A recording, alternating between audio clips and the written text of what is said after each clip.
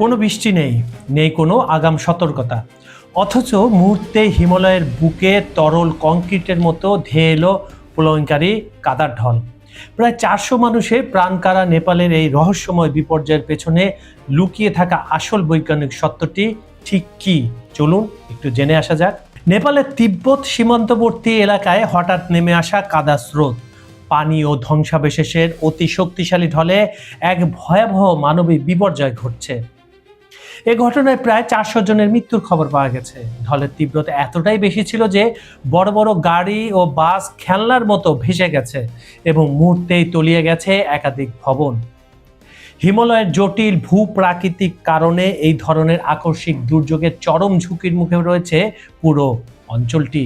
প্রাথমিক বিশ্লেষণে ধারণা করা হচ্ছে পাহাড়ি এলাকায় হঠাৎ ভূমিধসের ফলে স্থানীয় লেদ্দে নদীর গতিপথ রুদ্ধ হয়ে একটি প্রাকৃতিক বাঁধের সৃষ্টি হয়েছিল। পরবর্তীতে সেই অস্থায়ী বাঁধটি ভেঙে গিয়ে ভাটির দিকে তীব্র বেগে পানির প্রবল ঢল নেমে আসে। আশঙ্কাজনক বিষয় হলো এই আকস্মিক দুর্যোগের পূর্বে উক্ত এলাকায় উল্লেখযোগ্য কোনো বৃষ্টিপাতই হয়নি। আমরা সাধারণত কি দেখি, কোনো জায়গায় যদি ভূমিধস এ ধরনের হয় তাহলে প্রচুর বৃষ্টি হয়, বৃষ্টির ফলে ভূমিধস হয়, কিন্তু নেপালে এই ঘটনাটা একদম ঘটেনি। এক ফোঁটাও বৃষ্টি ছিল না, যা প্রচলিত আগাম বন্যা সতর্কতা ব্যবস্থার জন্য চরম চ্যালেঞ্জিং তৈরি করেছে।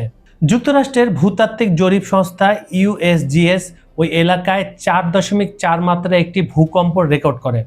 তবে প্রাথমিক গবেষণা বলছে ভূমিকম্পের কারণে ভূমিধস হয়নি, বরং বিশাল আকারের ভূমিধসের আঘাতে মূলত এই ভূমিকম্পটি সৃষ্টি হয়ে থাকতে পারে, মানে এই যে কম্পনটা সৃষ্টি হলো।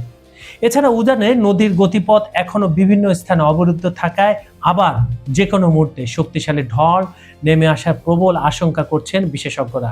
যুক্তরাষ্ট্রের টেক্সাস ইউনিভার্সিটির সান আন্তোনিওর জলবিজ্ঞানী হাতিম শরীফ এই ঘটনাকে বিশ্বের যে কোনো কার্যকর বন্যা সতর্কতা ব্যবস্থার জন্য একটি বড় ধাক্কা হিসেবে উল্লেখ করেছেন। তিনি জানান, এমন পরিস্থিতিতে সুরক্ষিত স্থানে পালিয়ে যাওয়ার বা গাড়িতে করে সরে পড়ার ন্যূনতম সময়ও পাওয়া যায় না। দ্রুত গতিতে ধেয়ে আসা কাদা পানির এই প্রাণঘাতী মিশ্রণটি মূলত তরল কংক্রিটের মতো কাজ করে, যা সবকিছু ধূলিসাৎ করে দেয়। আন্তর্জাতিক গবেষণা সংস্থা ICIMOD এর বিশ্লেষণ অনুযায়ী তারা একটা বিশ্লেষণ করেছে, সেখানে দেখা যাচ্ছে সীমান্তের চীন অংশে কোনো অস্বাভাবিকতা দেখা দেয়নি। সংস্থাটির রিমোট সেন্সিং বিশেষজ্ঞ সার্থক শেট্টি জানান, নেপাল অংশে মূলত পাথর ও বরফ ধসের, যেটাকে আমরা বলি রক আইস অ্যাভালেন্স ঘটনাটা ঘটেছিল। ফলে নদীর স্বাভাবিক প্রবাহ বন্ধ হয়ে পরবর্তীতে এটি প্রলয়ঙ্কারী আকস্মিক বন্যায় উৎপত্তি হয়। এই ঘটনার পেছনে জলবায়ু পরিবর্তনের সরাসরি প্রভাব কতটা ছিল তা এখনো কিন্তু নিশ্চিত হওয়া না গেলেও বিশেষজ্ঞদের মতে হিমালয় অঞ্চলে হিমবাহ গলে যাওয়া এবং বরফ সরে যাওয়ার মতো পরিবর্তনগুলো প্রতিনিয়ত ভূমিধসের ঝুঁকি বহু গুণ বাড়িয়ে দিচ্ছে। এই দুর্যোগের প্রকৃত কারণ ও সামগ্রিক প্রভাব বের করতে এখন গভীর বৈজ্ঞানিক বিশ্লেষণ শুরু হচ্ছে এবং এই দুর্ঘটনাটাকে একটা নতুন বৈজ্ঞানিকভাবে, যেটাকে বলে রিসার্চের বিষয় হয়ে উঠেছে। হিমালয়ের এই মর্মান্তিক বিপর্যয় আমাদের আবারও স্মরণ করিয়ে দিল প্রকৃতির মহাপ্রলয়ের সামনে আধুনিক বিজ্ঞান ও প্রযুক্তি কতটা অসহায়।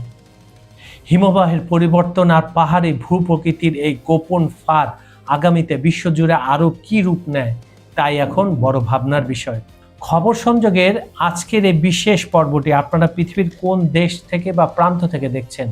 বাংলাদেশ, ভারত, পাকিস্তান, আমেরিকা, ইউরোপ কিংবা মধ্যপ্রাচ্যের যে কোনো দেশ থেকে কমেন্ট বক্সে অবশ্যই আপনার মূল্যবান মতামত জানান। আজ এই পর্যন্তই। আমি কাজল হায়দার এখানে বিদায় নিচ্ছি। সবাই ভালো থাকুন, সতর্ক, নিরাপদে থাকুন। দেখা হবে পরবর্তী ভিডিওতে নতুন কোনো গুরুত্বপূর্ণ ইস্যু নিয়ে। আল্লাহ হাফেজ।